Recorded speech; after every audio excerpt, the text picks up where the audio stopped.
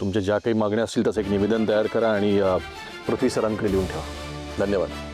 भैया आपल्याला पुढच्या मीटिंगला निघायला हवं, नाही तर उशीर होईल. हो, बाबा मला तुमच्याशी महत्त्वाचं बोलायचं आहे. माझी महत्त्वाची मीटिंग आहे, माझ्याकडे वेळ नाही आहे.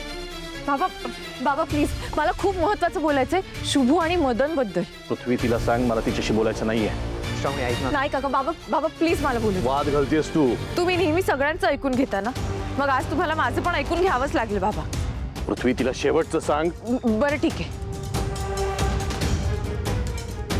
ठीक आहे. तुम्ही तुमच्या मुलीचं नका ऐकून घेऊ, पण या राज्याची एक सुजाण नागरिक म्हणून मी शिक्षण मंत्र्याकडे दाद मागते असं समजा. एका मुलीवर अन्याय झालाय, तिची बाजू मांडण्याचा मला पूर्ण अधिकार आहे आणि ते ऐकून घेणे तुमचं कर्तव्य आहे. मग सांगा मंत्री साहेब, तुम्ही एका नागरिकाला नाकारणार आहात का? बोल, काय म्हणायचंय तुला? सगळ्यांना इथे बोलवूनच घेते, सगळ्यांसमोर बोललेलंच बरं आहे. आत्या, मदन, काकू, सगळे लगेच बाहेर या.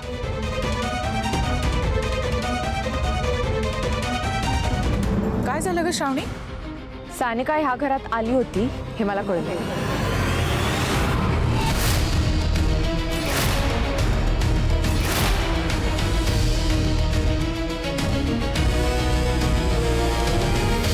अनुराधा दौलतराव शेलार. भैया साहेब, हा डबा शुभूचा आहे.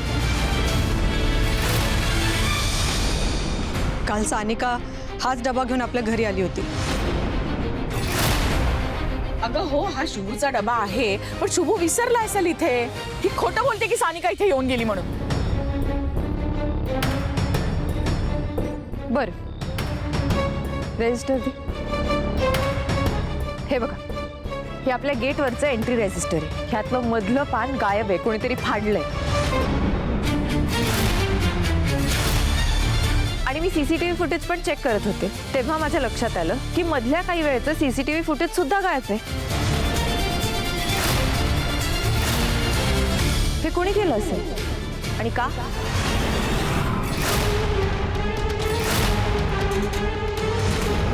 मी सांगते ना कोणी केलं असेल.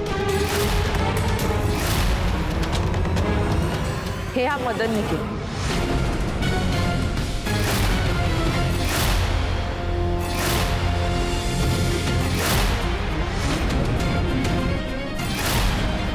तो सानिकाला रूम मध्ये घेऊन गेला होता. मामा खोटारडी आहे श्रावणी. मी त्या चीप मुलीला रूम मध्ये का घेऊन जाईन बरं? तोंड सांभाळून बोल, मुलगी आहे ती. भाषा सांभाळ मदन. रूम मध्ये नक्की काय घडलं हे तर मी तुम्हाला सांगणारच आहे, पण त्याआधी हे सांगते की रेजिस्टर मधलं गायब झालेलं पान, सीसीटीव्ही फुटेज, हे सगळं मला सापडलंय.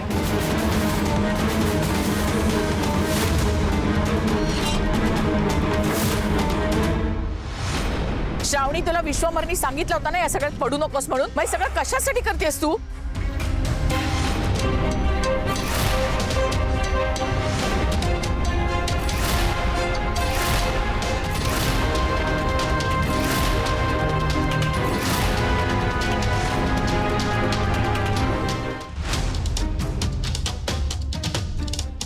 सानिकाच्या बाबतीत मदनने काय केलं हे जर बाहेर आलं ना आत्या, तर मदनला नक्की अटक होईल.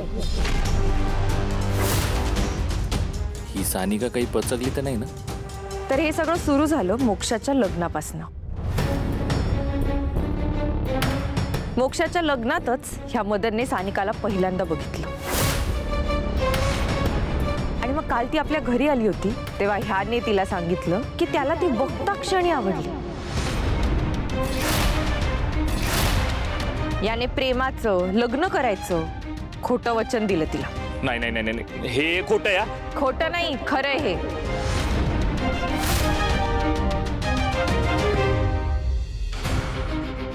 आणि हे सानिका पोलिसांसमोर सांगायलाही तयार आहे. हे बघ मदन, हे जर पोलिसात गेलं ना तर तुला अटक होईल, हे नक्की. कोणी तुला वाचवू शकणार नाही. खूप चुकीचं वागलायस का मुलीबद्दल. खोटं बोलतीये ती. खोटं सांगतेय सगळं. कोण मुलगी का खोटं बोलेल मदन? आणि बरं समजा ती खोटं बोलतही असेल, मग सांग ना मला, तू हे सगळे पुरावे का गायब केलेस?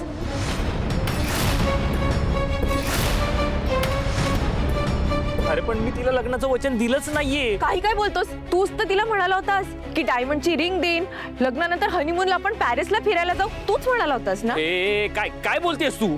असं काहीच बोललो नाहीये मी तिला. मदन खोटं बोलू नकोस. हे आता खोटं बोलून काही उपयोग होणार नाही. तुझं पितळ इथे सगळ्यांसमोर आता उघडं पडलंय.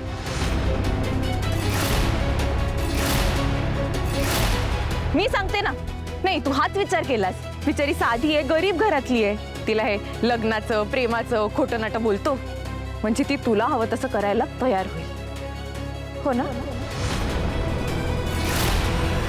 पण तिने तर तुला भीकही घातली नाही. तिने सरळ तुला नकार दिला आणि बाबा तिने ना याला कानाखाली वाजवली. नाही नाही, असं काहीच झालं नाहीये मामा. मामा ही साप खोटं बोलते. खरं तर ती मुलगी इथं आली होती. ती एका रूम मध्ये चालली होती. ती काय करते हे बघायला मी तिच्या मागे मागे गेलो तर ती तिथं चोरी करत होती मामा. खोटं बोलू नकोस परत. सानिका चोरी करणं शक्यच नाही. तुझी चोरी उघडकीस आली आहे ना, म्हणून आता हे सगळं बोलतोयस तू. तुझे काही केलंयस ना त्या मुलीबरोबर, तो खूप मोठा गुन्हा आहे. खूप चुकीचं वागलायस तू मदन. श्रावणी बस, असं काहीच झालं नाहीये, कळलं ना? मी सांगतो काय झालं ते.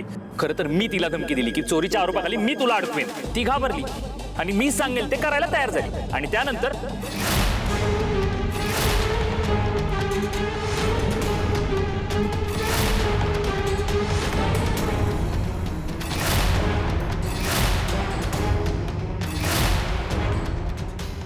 श्रावणीने हे सगळं मुद्दाम केलंय की काय? हिला माहित होतं की खोटे आरोप केले म्हणजे मॅडी खरं काय ते कबूल करून बसेल. अरे मामा, त्या मुलीने आपल्या घरातला सगळ्यात महागडा शोपीस फोडला रे. त्या दिवशी ती डबा द्यायला आली होती ना, मग डबा देऊन घरी जायचं होतं ना. का त्या रूम मध्ये गेली? रूम मध्ये गेली ते गेली, शोपीस हातात घेतला बघत होती. मी अचानक तिकडे गेलो तर ती घाबरली. मला बघून ती दचकली आणि शोपीस फुटला तिच्या हातून. म्हणून तू लग्नासाठी विचारलंस की लग्न करूया अशी मस्करीच करत होतास? मदन, हे करणं सुद्धा गुन्हाच आहे. हे श्रावणी, असं काही झालेलं नाहीये. मी आणि तिच्याशी लग्न आयुष्यात करणार नाही, कळलं ना? मी फक्त फुटलेल्या वस्तूची भरपाई मागितली आणि तिने जर खर्च नाही दिला तर पोलिसात तक्रार करेल असं सांगितलं. किती वस्तू फुटल्या? मामा एकच वस्तू फुटली होती, पण तिने बाकीच्या गोष्टी काय चोरल्यात नाही चोरल्यात हेही मला चेक करावं लागलं ना. तू चेकिंग केलंस तिचं? आणि तेही घरात कोणी नसताना? नाही नाही नाही नाही मामा, मी फक्त तिला धमकावलं. मी तिला सांगितलं की पोलिसात तक्रार द्यावी लागेल आणि पोलिसात तक्रार दिली तर तुझ्या घरच्यांची, तुझ्या आईबापाची, सगळ्यांची बदनामी होईल. हेच समजावत होतो मी तिला. मदन, आत्ता म्हणालास की खोटा आळ घेतलास, मग म्हणालास चेकिंग केलं.